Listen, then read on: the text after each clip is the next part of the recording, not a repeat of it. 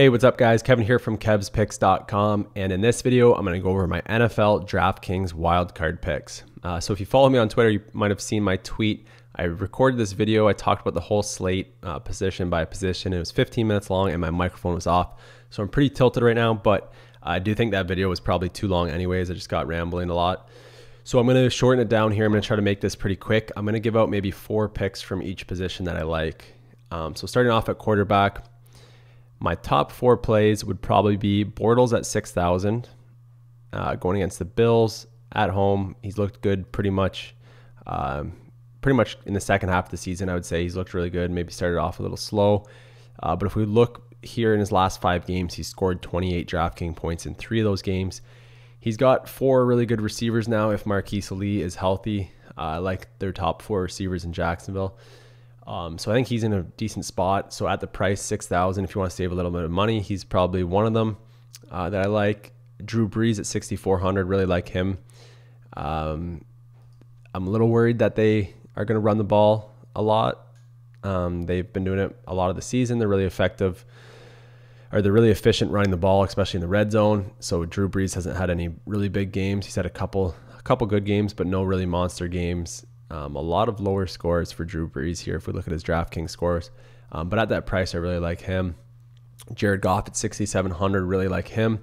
And then probably my next one would probably be Cam Newton at 6,500, just because he does run the ball quite a bit and can get you some big DraftKings scores that way. So those would probably be my top 4 quarterbacks of the slate. Probably a quarterback to avoid for me personally would be Tyrod Taylor, even though he is dirt cheap at 4,700. I'll probably be avoiding him. I could see him making for a pretty good contrarian play if he is able to run the ball a little bit. I think he will be running the ball more his first playoff game. Could run the ball, could put up a decent DraftKings score, which could be good on the slate, getting that big discount at quarterback. But personally, against the Jags defense, I think is clear number 1 defense on the slate, and toughest matchup for a quarterback. So I think I'll be avoiding him altogether. I might throw in, I'm doing multiple lineups in the $20 contest. I might throw him in one lineup just because he's so cheap, just to see what that could do for my other positions. But I think overall, he's my least favorite quarterback. Going on to running back here, we got a lot of options here. So it's going to be tough to break it down to 4 plays that I like. So I'm going to go with Gurley and Kamara. Whenever you can fit these guys in, I think it makes for a good play. Freeman, I think, would be my 3rd favorite at 6,300. I think he's just too cheap at that price, 6,300. I think you need to find cheap players this week in pretty good spots. So I think for a value play, I like Freeman. And then I'd have to say Fournette would be my next option at 7,400. He's been running the ball a ton. The Bills haven't been good against the rush. You can see here 19, 18, 24, 20 carries, 5, 3, 6, and 4 targets over his last 4 games. So he's getting a lot of looks, and he's in a good spot. They're big home favorites, and he's a pretty good price at 7,400. So he'd be my 4th pick at running back. Running back to avoid would probably be McCoy, just because of that ankle injury. Again, I say that, and he probably, if he is healthy, he could go for a huge game. He's just that type of player that can break off like a 60-yard run pretty easily. But I think I'll be avoiding him just because I'm worried about his injury. On to receiver here. Top 4 receivers. It's tough because a lot of the top receivers are going to be these number 1 receivers up here, and we're not getting too big of a discount on these guys. Someone like Woods at 6,600, I think I'll throw him in number 1 here. Like him quite a bit at that price. Michael Thomas, 7,800, like him at that price. Ted Ginn Jr., 5,200, I like him, although I don't really like the price, just like him as kind of a GPP play.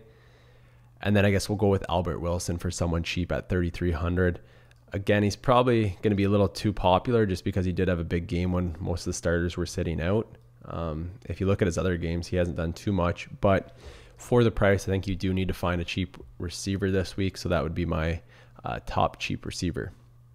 On the tight end here, I guess we'll go with the top 3 tight ends here. I think are all in good spots, good tight ends.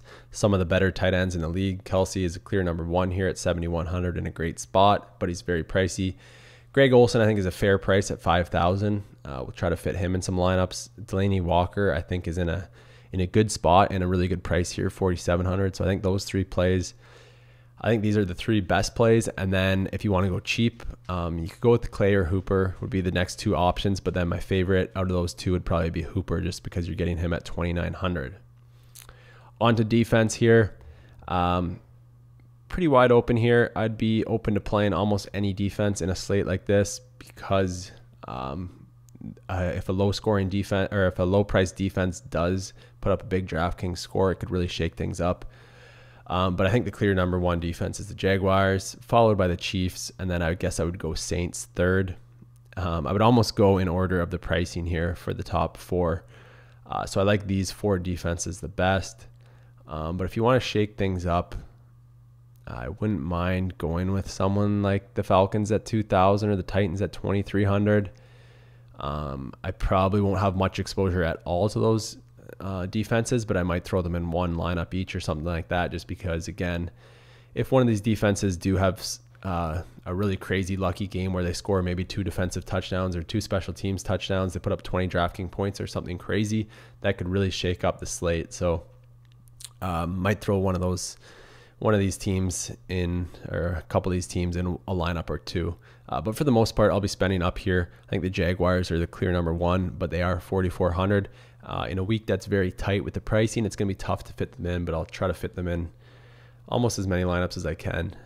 But that's kind of where I'm looking at, guys. Hopefully this video kind of helped you take a look at some players that I like, maybe I mentioned a player or 2 that you weren't really thinking of.